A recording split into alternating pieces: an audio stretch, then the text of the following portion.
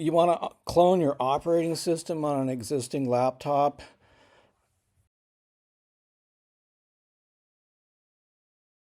And let's say you got another drive. This is not going to happen anymore with the new laptops if you're on Apple.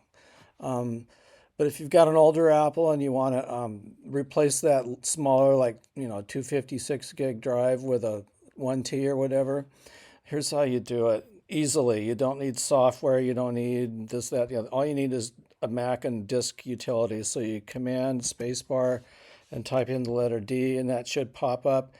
Enter, and that gives you this thing. And so now you're going to come up to the top to edit, and you'll see that restore is grayed out. Now, most people want to come over here and go blank image, can open, blah, blah, blah, make a DMG. You don't want to do that. So what you've got to do is plug your intermediary drive. This is an extra drive, an SSD. The bigger and faster you've got. Like this is a 1T Seagate. And this has nothing to do with our project, but we're going to copy this. We're going to copy the existing system files onto here, the whole thing. Whoops, we're still in Finder. We need to come back here. Okay, now we're in disk utility again. So edit. And we're going to come here. This is our intermediary drive. This is an extra third drive. So now we can click restore,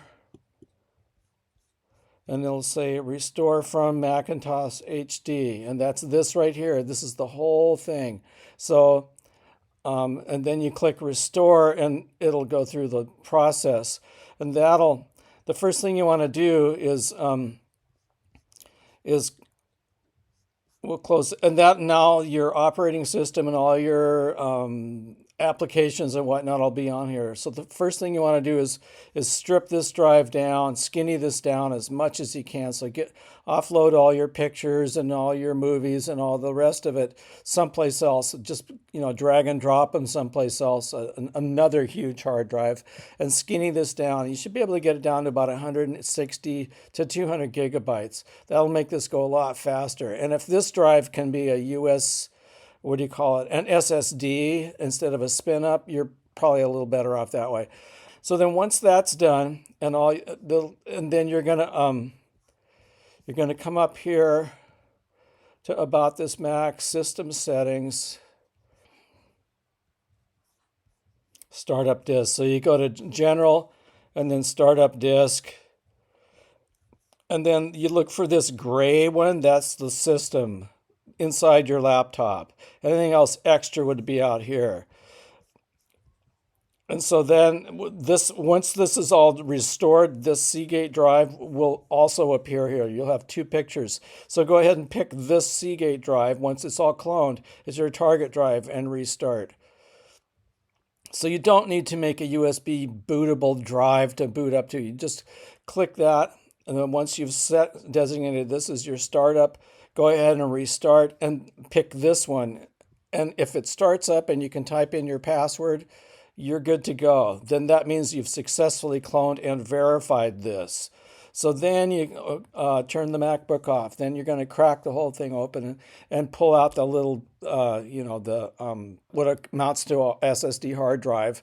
And then you're going to put in your brand new, unformatted, if you like. It's probably going to have somebody else's computer stuff on it or whatever, or it'll be blank. So shove that in there to your Mac, close it back up, and then restart, and it'll restart to this in your operating system. You'll need to put your password up. Your screen will look just like it does now. Then you're going to do the same thing in reverse, only you're going to go up here to edit. It'll say restore, and then it'll have it'll say Seagate, da-da-da-da-da, but this will be the gray looking hard drive. And this gold one, that'll be the external drive. So this one will now be gray, and whatever your brand new one was, even though it's inside your laptop, that'll be gray. That'll be gold, rather. So then you do the same thing again, and this can take quite a while, like a couple of hours. And once that's done running, go back and rechange go to System Settings again, go to General, and pick startup disk. And then this one will be make sure that whatever one is gray is the system disk. And then just click restart and you should be done.